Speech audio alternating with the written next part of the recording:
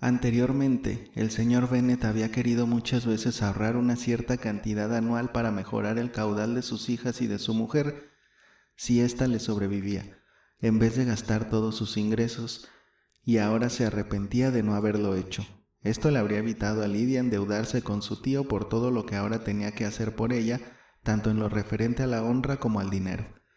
Habría podido darse, además, el gusto de tentar a cualquiera de los más brillantes jóvenes de Gran Bretaña a casarse con ella.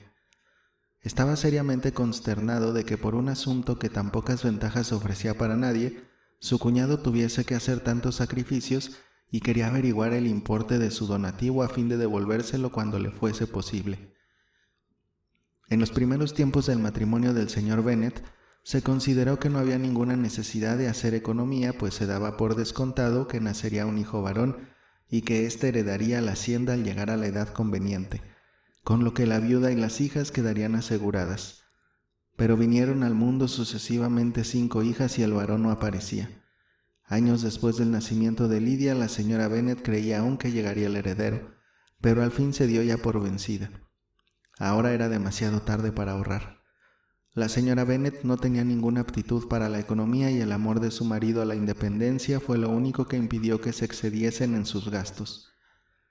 En las capitulaciones matrimoniales había 5,000 libras aseguradas para la señora Bennet y sus hijas, pero la distribución dependía de la voluntad de los padres. Por fin este punto iba a decidirse en lo referente a Lidia, y el señor Bennet no vaciló en acceder a lo propuesto.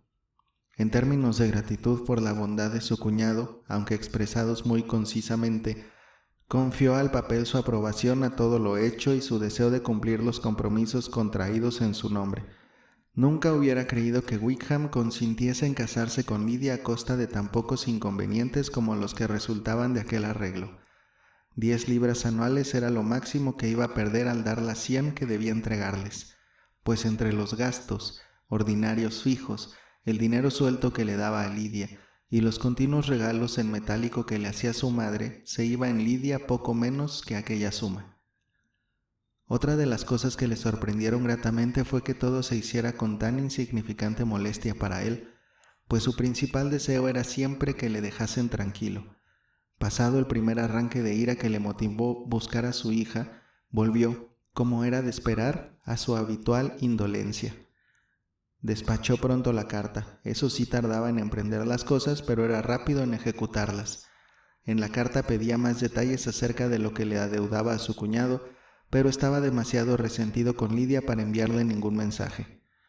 Las buenas nuevas se extendieron rápidamente por la casa y con proporcional prontitud por la vecindad.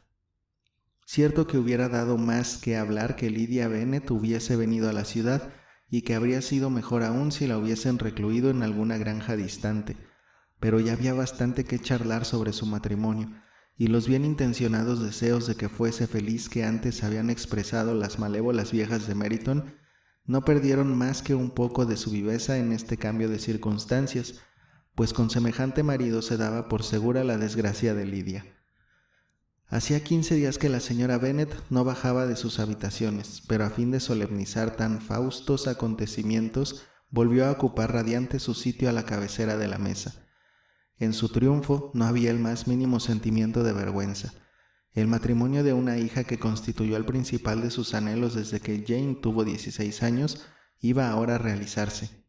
No pensaba ni hablaba más que de bodas elegantes, muselinas finas, nuevos criados y nuevos carruajes.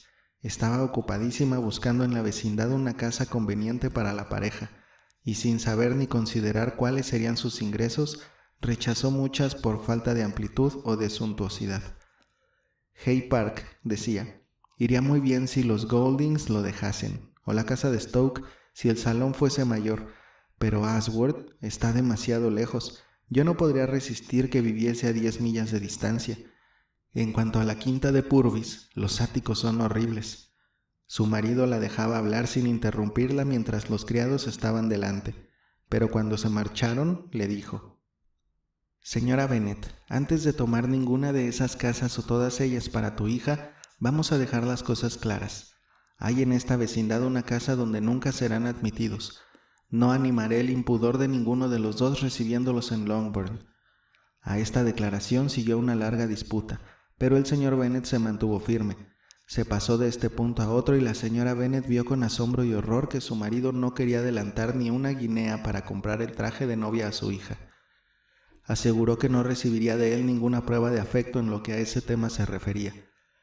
La señora Bennet no podía comprenderlo.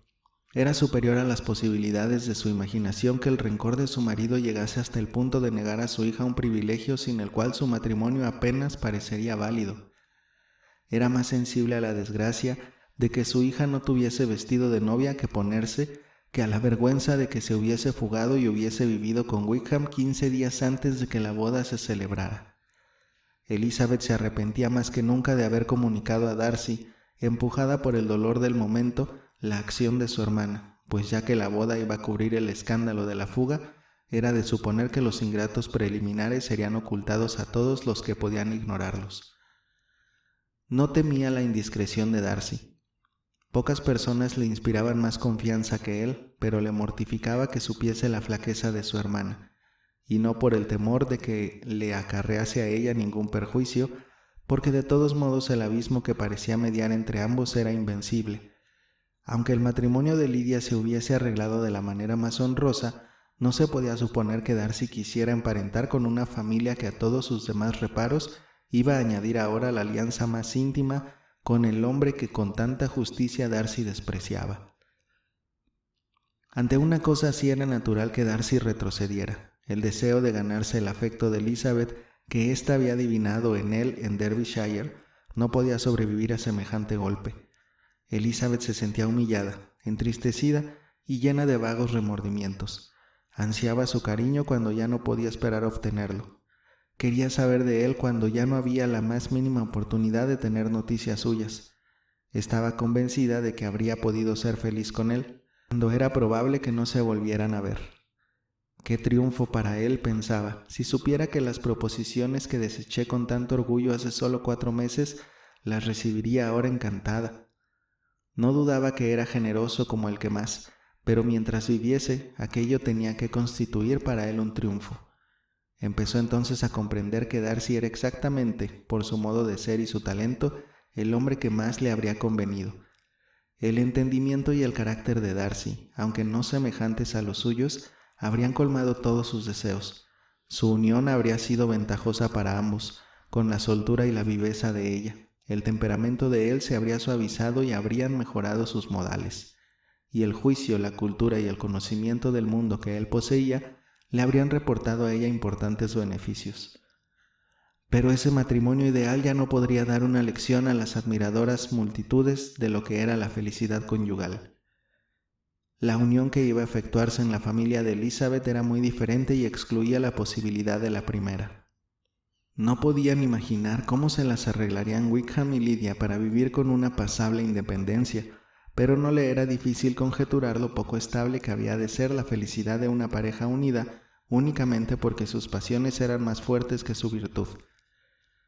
El señor Gardiner no tardó en volver a escribir a su cuñado. Contestaba brevemente el agradecimiento del señor Bennet diciendo que su mayor deseo era contribuir al bienestar de toda su familia y terminaba rogando que no se volviese a hablar más del tema. El principal objeto de la carta era informarle de que Wickham había resuelto abandonar el regimiento. Tenía muchas ganas de que lo hiciese, añadía, cuando ultimamos el matrimonio, y creo que convendrás conmigo en que su salida de ese cuerpo es altamente provechosa tanto para él como para mi sobrina. La intención del señor Wickham es entrar en el ejército regular, y entre sus antiguos amigos hay quien puede y quiere ayudarle a conseguirlo. Se le ha prometido el grado de alférez en el regimiento del general X, actualmente acuartelado en el norte. Es mucho mejor que se aleje de esta parte del reino. Él promete firmemente, y espero que sea así, que hallándose entre otras gentes ante las cuales no deberán desacreditarse, los dos serán más prudentes. He escrito al coronel Forster participándole en nuestros arreglos y suplicándole que diga a los diversos acreedores del señor Wickham en Brighton y sus alrededores que se les pagará inmediatamente bajo mi responsabilidad. ¿Te importaría tomarte la molestia de dar las mismas seguridades a los acreedores de Meryton, de los que te mando una lista de acuerdo con lo que el señor Wickham me ha indicado? Nos ha confesado todas sus deudas y espero que al menos en esto no nos haya engañado.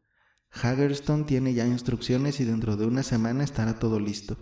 Entonces el señor Wickham se incorporará a su regimiento, a no ser que primero se le invite a ir a Longbourn, pues me dice mi mujer que Lidia tiene muchos deseos de veros a todos antes de dejar el sur.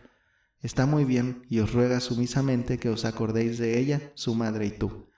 Tuyo, E. Gardiner. El señor Bennet y sus hijas comprendieron las ventajas de que Wickham saliese de la guarnición del condado tan claramente como el señor Gardiner. Pero la señora Bennet no estaba tan satisfecha como ellos. Le disgustaba mucho que Lidia se estableciese en el norte precisamente cuando ella esperaba con placer y orgullo disfrutar de su compañía, pues no había renunciado a su ilusión de que residiera en Hertfordshire, y además era una lástima que Lidia se separase de un regimiento donde todos la conocían y donde tenía tantos admiradores. Quiere tanto a la señora Forster que le será muy duro abandonarla, y además hay varios muchachos que le gustan. Puede que los oficiales del regimiento del general X no sean tan simpáticos. La súplica, pues como tal había de considerarse de su hija de ser admitida de nuevo en la familia antes de partir para el norte, fue al principio rotundamente denegada. Pero Jane y Elizabeth, por los sentimientos y por el porvenir de su hermana, deseaban que notificase su matrimonio a sus padres en persona, e insistieron con tal interés, suavidad y dulzura, en que el señor Bennet accediese a recibirles a ella y a su marido en Longbourn después de la boda, que le convencieron, de modo que la señora Bennet tuvo la satisfacción de saber que podrían presentar a la vecindad a su hija casada antes de que fuese desterrada al norte. En consecuencia, cuando el señor Bennet volvió a escribir a su cuñado, le dio permiso para que la pareja viniese y se determinó que al acabar la ceremonia saldrían para Longbourn. Elizabeth se quejó de que Wickham aceptase este plan y si se hubiese guiado solo por sus propios deseos, Wickham sería para ella la última persona con quien querría encontrarse.